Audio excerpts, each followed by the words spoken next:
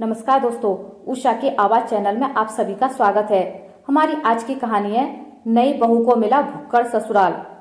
लड़के का परिवार अच्छा है, 3 नंद, माता पिता, साथ में 2 छोटे भाई भी हैं। लड़का इंजीनियर है और बहुत पैसे कमाता है। यह सुनते ही निशा के होश उड़ जाते हैं। 3 नंद, 2 छोटे देवर, ऊपर से सास ससुर के साथ मेरे होने वाले पति का इतना बड़ा परिवार। अरे माँ, इतने बड़े परिवार में तो मैं परेशान ही हो जाऊंगी। काम भी करो और उनके ताने भी अलग से सुनो। अरे बेटी, परेशान क्यों होती है?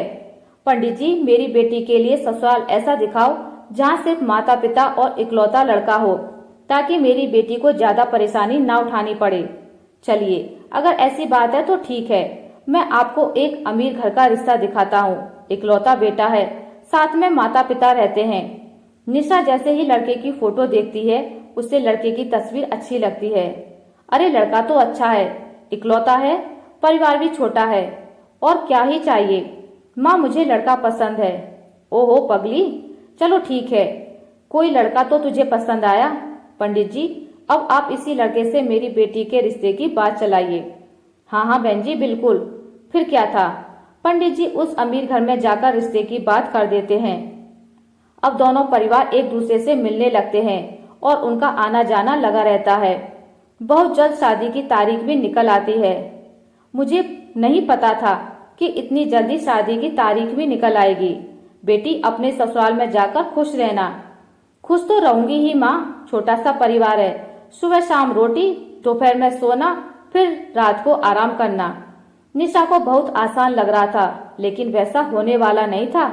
शादी होने के बाद जब वह अपने ससुराल आती है तो उसके ससुराल का घर बहुत बड़ा होता है, जिसमें उसे सफाई करने में ही बहुत ज्यादा समय लग जाता है।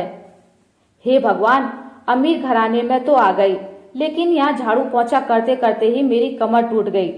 तभी आवाज आती है, बहू ओ बहू, अरे अभी तक तूने नाश्ता नहीं बनाया?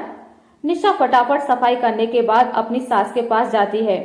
माँ जी, बस रसोई में ही जा रही हूँ, मैं पहले सफाई कर रही थी। अच्छा सुनो, मेरी नंद और उसके बच्चे आज घर पर आ रहे हैं। उनके नाश्ते के लिए आलू के पराठे बना ले। और हाँ, शिवा आलू के पराठे नहीं खाता, उसे प्याज के पराठे पसंद है, उसके लिए वही बना देना। हेमा जी ऐसा कहकर चली जाती हैं। लो जी, मिल गया ऑर्डर, अब इतने सारे लोगों के लिए पराठे बनाने होंगे। निशा ऐसा कहकर रसोई में चली जाती है, जहाँ वह बहुत सारा आटा गूंथती है। इतना सारा आटा गूंदने में ही मेरे हाथ दुखने लगे, अभी तो इनके पराठे भी बनाने हैं। निशा रसोई में आलू के पराठे बना ही रही थी कि हेमा जी की नंद माहेश्वरी अपने बच्चों के साथ आ जाती है। अरे वाह, सही समय पर आई हो माहेश्वरी, बस गरम गरम पराठे बन रहे हैं, चलो नाश्ते की टेबल पर ही बैठते हैं, वहीं पर बातें करेंगे। हेमा जी पूरे परिवार के साथ नाश्ते की टेबल पर बैठ जाती हैं, जिसके बाद रसोई से नाश्ते की टेबल तक का सफर करते हुए निशा बहुत थक जाती है। हे भगवान, नाश्ते की टेबल तक आने जाने में ही मेरी फ्रकनी बन गई। मैंने तो छोटा सा परिवार समझकर इस घर में शादी की थी, यहाँ तो सबकी अलग ही फरमाइश चलती है। तभी निशा के पति शिवा की आवाज आती है, अरे निशा, मेरे प्याज के पराठे नहीं बनाए तुमने? अभी लाती हूँ जी। निशा प्याज के पराठे बनाकर अपने पति के लिए नाश्ते की टेबल पर लेकर आती है। यह लीजिए प्याज के पराठे। तभी माहेश्वरी कहती है, बहू के हाथों से पहली बार खाना खा रही हूँ, बहुत स्वादिष्ट पराठे हैं, यह लो तुम्हारा शगुन। इस तरह माहेश्वरी निशा को शगुन देकर जाती है। सब लोग बहुत खुश होते हैं, लेकिन निशा बहुत ज्यादा थक जाती है। दोपहर में सबके सो जाने के बाद वह सबके झूठे बर्तन भी धोने लगती है। आज तो पूरा दिन हो गया, मुझे लेटने का समय ही नहीं मिला। निशा बर्तन धोने के बाद अपने कमरे में जाने ही वाली थी कि तभी उसके ससुर उसे कॉफी बनाने के लिए कह देते हैं। अरे सुनो बहू, जरा 1 कप कॉफी बना देना। अभी बनाकर लाती हूँ पिताजी। निशा दोबारा रसोई में जाती है और कॉफी बनाकर अपने ससुर जी के लिए लेकर आती है। आखिरकार उसे थोड़ी देर के लिए अपनी कमर सीधी करने को मिल जाती है, लेकिन फिर शाम की अलग फरमाइश शुरू हो जाती है। बहू, शाम के खाने में वेज बिरयानी, शाही कोरमा और चावल बना लेना। क्या घर पर फिर से कोई आ रहा है माँ जी?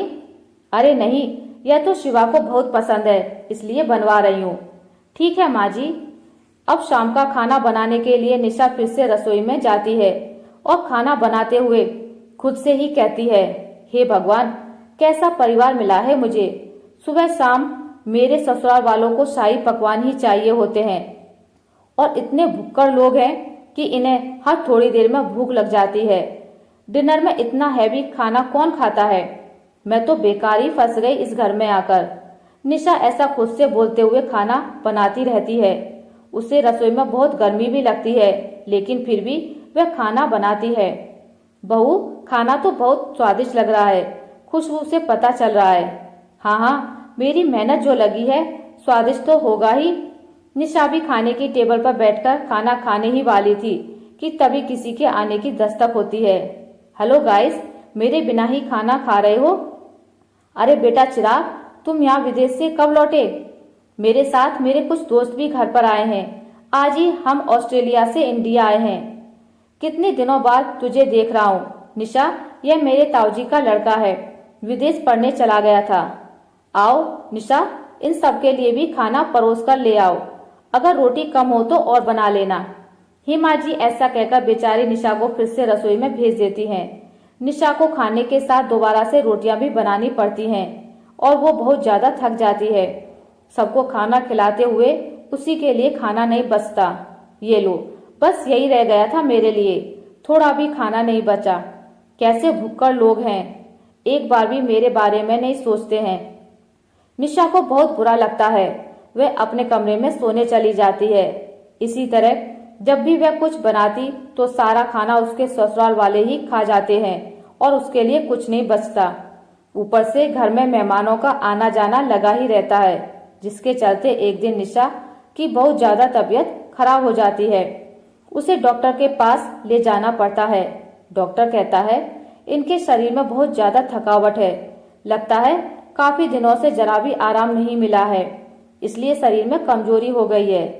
ये मैंने दवाइयाँ दे दी हैं, बस आप इन्हें थोड़ा आराम करने दीजिए, जल्दी ही ठीक हो जाएंगी। डॉक्टर की यह बात सुनने के बाद हेमा जी को अपनी गलती का एहसास होता है और वह अपनी बहू के पास जाकर उससे कहती हैं, जब से तुम इस घर में आई हो सारे काम तुम ही देख रही हो। मैंने तो कोई काम नहीं किया है और यह भी नहीं सोचा कि तुम कितनी थक जाती होगी। मुझे माफ कर देना बहू, लेकिन आज से मैं भी तुम्हारी मदद करवाया करूंगी। माँ जी, आपको माफी मांगने की जरूरत नहीं है। मैं इस घर की बहू हूँ और घर की जिम्मेदारी समझना मेरा फर्ज है। निशा इतना कह रही थी कि तभी घर पर उसकी तबीयत के बारे में सुनते ही ताई जी, मौसी जी, बुआ जी सब आ जाती हैं उसकी देखरेख के लिए। हमारे रहते बहू को एक भी काम करने की जरूरत नहीं पड़ेगी। अरे बुआ ताई जी है ना, और मौसी जी भी हैं, हम सब मिलकर सारे काम कर लेंगे। इस तरह सब लोग निशा की बहुत अच्छे से देखरेख करते हैं। निशा को इससे यह समझ आता है कि रिश्तेदारों का आना जाना अच्छा होता है और सबके साथ प्यार से रहना भी बहुत जरूरी है। जैसे ही वह ठीक हो जाती है, वह पहले की तरह फिर से घर की सारी जिम्मेदारियां खुद उठा लेती है। चलिए, आप सभी आज खाने की टेबल पर बैठिए। अब मेरी तबीयत बिल्कुल ठीक है, मैं आप सभी के लिए आपकी पसंद का खाना बनाऊंगी। निशा ऐसा कहकर रसोई में चली जाती है। पीछे से हेमा जी आती हैं। अब से मैं भी तुम्हारी रसोई में मदद करवाया करूंगी और मैं जानती हूँ आखिरी में तुम्हारे लिए कुछ नहीं बचता है, इसलिए पहले ही तुम अपने लिए खाना निकाल लिया करना। यह सुनते ही निशा को बहुत खुशी होती है और उसे अपनी माँ की याद आ जाती है, जिसकी वजह से उसकी आंखें भर आती हैं। अरे यह क्या बहू, तू रोने क्यों लगी? बस आज आपकी बातें सुनकर मुझे अपनी माँ की याद आ गई। हेमा जी उसे गले से लगा लेती हैं। इस तरह दोनों सास बहू मिलकर घर को संभालती हैं और एक साथ खुशी खुशी रहने लगती हैं।